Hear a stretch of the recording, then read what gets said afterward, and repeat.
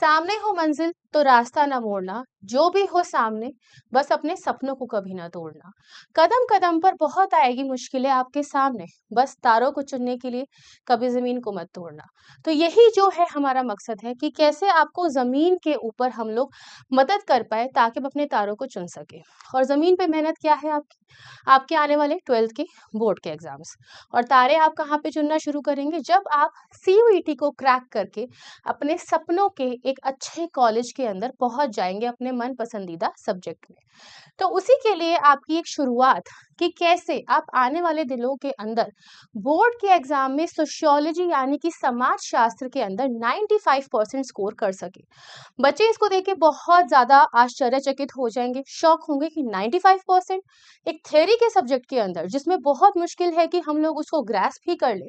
क्योंकि ये बात मैं बहुत अच्छे से जानती हूँ कि बच्चे ह्यूमैनिटीज पढ़ते हुए सोशियोलॉजी और साइकोलॉजी जैसे सब्जेक्ट्स को इग्नोर कर देते हैं कई बार, लेकिन फिर भी वो आपके मार्क्स तो बनाएगा। लेकिन काफी सारे ऐसे बच्चे भी होंगे जो कि पैशनेट होंगे इस सब्जेक्ट को लेकर के।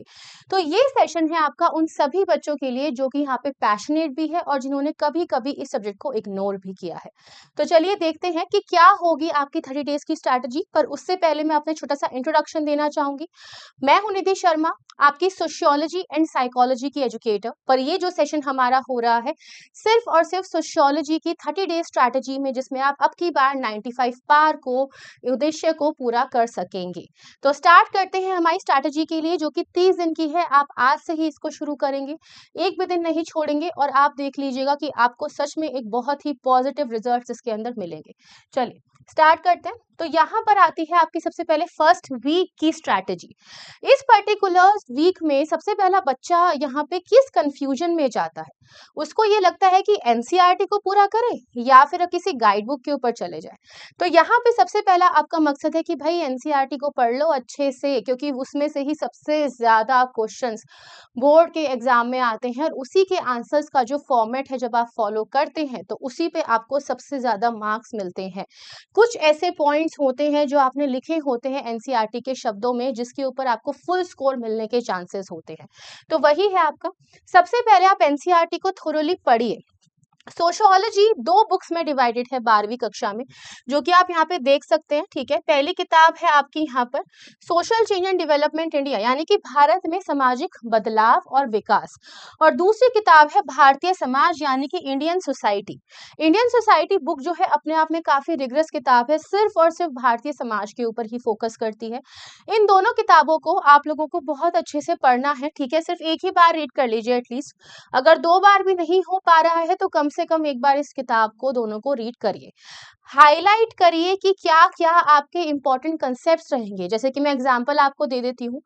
फॉर एग्जांपल आप लोग यहाँ पर बता सकते हैं कि किस प्रकार से इंडस्ट्रियलाइजेशन यानी कि औद्योगिकरण जो है उसने कैसे बदलाव हमारे देश के अंदर लेकर के आया है, कैसे रूरल से अर्बन सोसाइटीज फॉर्म हुई यानी कि ग्रामीण से शहरी समाज। तो ये आपके कुछ ऐसे इंपॉर्टेंट पॉइंट्स होंगे जिसमें आप पूरा फ्लो चार्ट बनाया करेंगे। जैसे कि उदाहरण के लिए आपको मैं बता सकती हूँ कि हम लोग पहले एग्रीकल्चर के बेसिस पर अपने जीवन का निर्वाह किया करते थे। सब्सिस्टेंस एग्रीकल्चर के बेसिस पर, निर्वाह खेती जिसको हम कहते हैं। यहाँ पे अब एक टेक्नोलॉजी का इंट्रोडक्शन हुआ, तकनीकों का, और तकनीकों के इंट्रोडक्शन के बाद आप देख रहे हो कि भाई इंडस्ट्रियलाइजेशन आ चुका है, उद्योग स्थापित हो चुके हैं। ठीक है, और इस इंडस्ट्रियलाइजेशन की वजह से अब अल्टीमेटली क्या हो रहा है कि जो सोसाइटी पहले रूरल हुआ करती थी जिसको हम ग्रामीण समाज कहते हैं, वही समाज जो है अब जाकर के अर्बन सोसाइटी के अंदर कन्वर्ट होता जा रहा है। और आपसे ये क्वेश्चन एग्जाम के अंदर बहुत अच्छे से पूछा जा सकता है कि ट्रांसफॉर्मेशन डिस्कस करिए कि कैसे रूरल और अर्बन सोसाइटी का हुआ है यहाँ पर और क्या क्या फैक्टर्स, क्या क्या कारक उसके रहे हैं। तो आपको उन्हीं कारकों को बहुत अच्छे से हाईलाइट करके अपने ध्यान में रखना है, लेकिन वो सिर्फ हो सकेगा इस टेक्निक से जो कि होगी माइंड मैपिंग की। तो आप लोग यहाँ पे जब भी कुछ रीड करते जाएंगे, ठीक है, उसको माइंड मैपिंग के साथ साथ यहाँ पे बनाते रहिएगा। अब यहाँ पर ये क्वेश्चन आएगा कि मैम टॉपिक्स तो इतने सारे हैं, सबके लिए करेंगे क्या?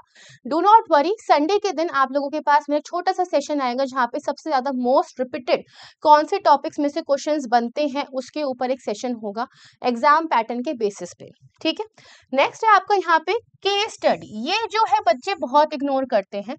केस स्टडी के बेस पे क्वेश्चन आते हैं, आपको एक केस दे देंगे कि ऐसा कोई सिचुएशन है, आप बताओ उसमें कौन सा प्रोसेस हो रहा है। ठीक है, इस तरह की चीजें आपसे पूछेंगे, तो इसके ऊपर जरूर ध्यान देना है। अगर आपके कंसेप्ट क्लियर है तो आप केस स्टडीज को बहुत प्यार से सॉल्व कर जाएंगे। ओके, नेक्स्ट है आपका यहाँ पे फ्लो चार्ट, माइंड मैप्स। ये मैं आपको ऑलरेडी बता चुकी हूँ। तो ये है आपके पूरे पहले वीक का प्लान। एनसीईआरटी को आपने थोरोली अच्छे से पढ़ लिया है, आप यहाँ पे ट्वाइस मत करिए बट एटलीस्ट वंस तो जरूर इसको पढ़िएगा। ठीक है, नेक्स्ट हम लोग देखते हैं कि क्या होगा आपके आने वाले हफ्ते में इसमें strategy. Answer writing and PYQs। ठीक है एक हफ्ता है, 10 पेपर सॉल्व करने के लिए कह रही हूँ। ठीक है, बड़ी बात लग रही होगी, अरे भाई दिन में बस 2 घंटे निकाल लो।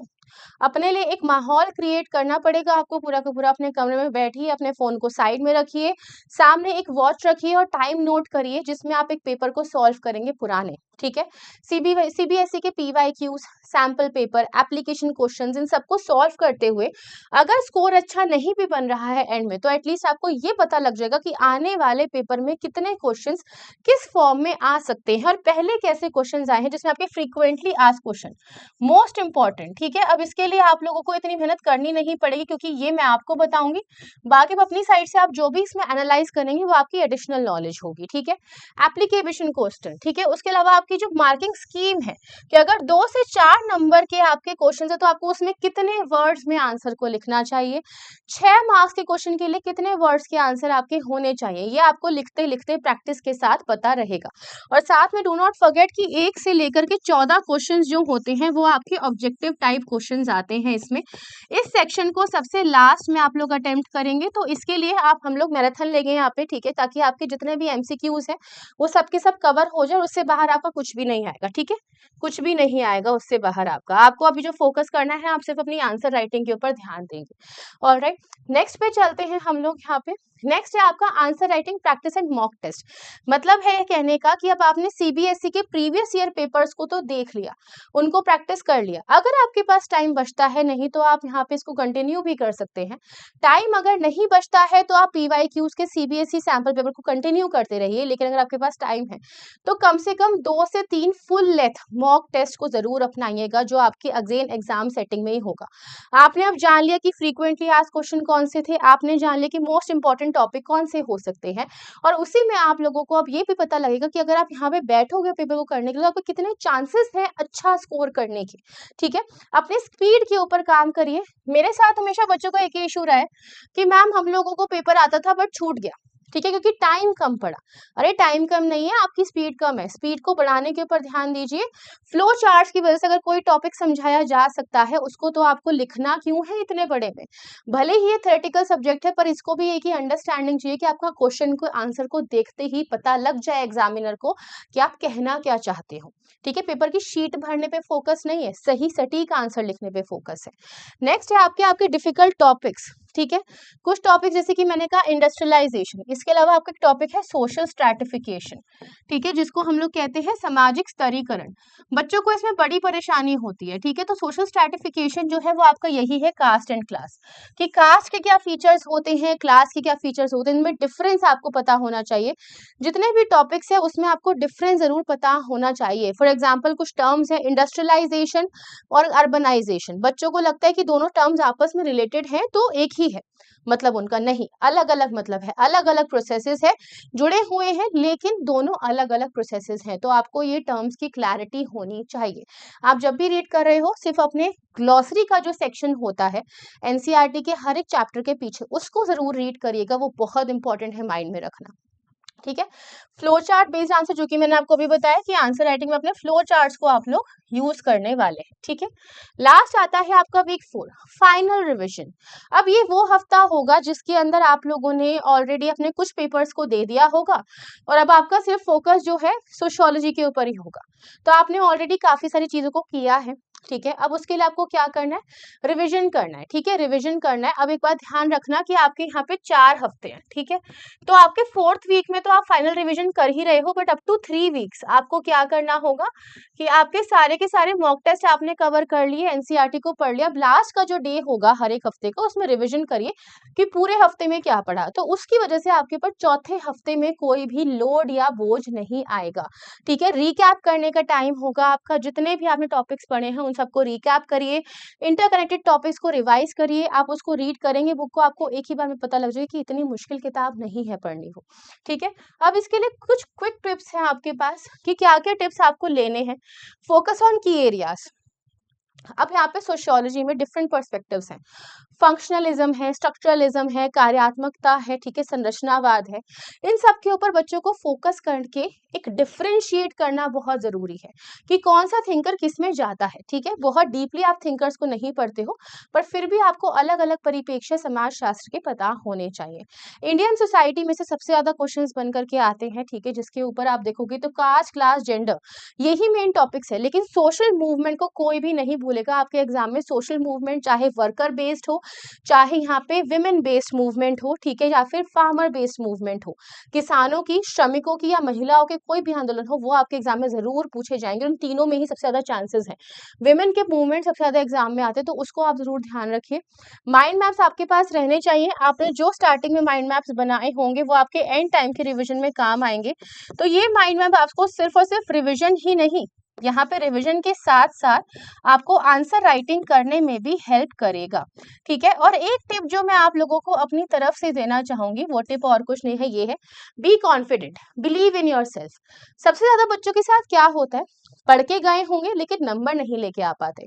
ये समस्या सिर्फ आपके साथ नहीं, मेरे साथ भी हुई है। तो आई अंडरस्टूड कि हम लोग इतना डर का माहौल अपने पास एग्जाम सेंटर में बना लेते हैं कि हम लोग कई बार आता हुआ क्वेश्चन जो है ना, उसके भी पॉइंट्स को भूल जाएंगे, बैठ के याद करते रहेंगे। अरे सिंपली लिखो। अगर आपको किसी सब्जेक्ट में इंटरेस्ट होगा तो आप आराम से लिखोगे। एंड सोशियोलॉजी जो है सोसाइटी की पूरी स्टडी है, क्या होता है आपके आसपास की सब चीजें, उसी को ऑब्जर्व करते हुए आप एग्जाम को लिखोगे एकदम आराम से, ठंडे दिमाग से, अपने ऊपर कॉन्फिडेंस रखते हुए। आपका पेपर 95 पार जो है पक्का करेगा, 100% कर ही जाएगा। सो इससे पहले मैं आपसे विदा लूं, मैं आपको एक चीज और बता दूं कि हम लोग यहाँ पर टेस्ट कोच, ठीक है, इसकी बात कर रहे हैं, जिसकी एक एप्लीकेशन भी है। आप लोग इस क्यूआर कोड को स्कैन कर सकते हैं और एप्लीकेशन को डाउनलोड कर सकते हैं। आपको इसके ऊपर हमेशा कुछ ना कुछ काम का कंटेंट, आपके सब्जेक्ट रिलेटेड कोई भी मॉक टेस्ट, पीवाईक्यूज मिलते रहेंगे। तो अपनी प्रैक्टिस के लिए सिर्फ और सिर्फ बुक्स पे क्यों रिलाई किया जाए, let's rely on the application also, जो आपको आपके वाईफाई और आपके फोन के अंदर ही सारी की सारी चीजें दे सकती है। तो please scan the QR code और इसको फटाफट से डाउनलोड कर लीजिए। और हम लोग अब मिलेंगे संडे को, और संडे को हम लोग डिस्कस करने वाले हैं कि सोशियोलॉजी के सबसे मोस्ट इंपॉर्टेंट टॉपिक्स कौन कौन से हैं जो आपको बिल्कुल भी इग्नोर नहीं करने चाहिए अपने एग्जाम में आने वाले के लिए। So all the best to all the learners and all the students. बहुत अच्छे से तैयारी करना शुरू कर दो and ace the exam. Bye bye and take care.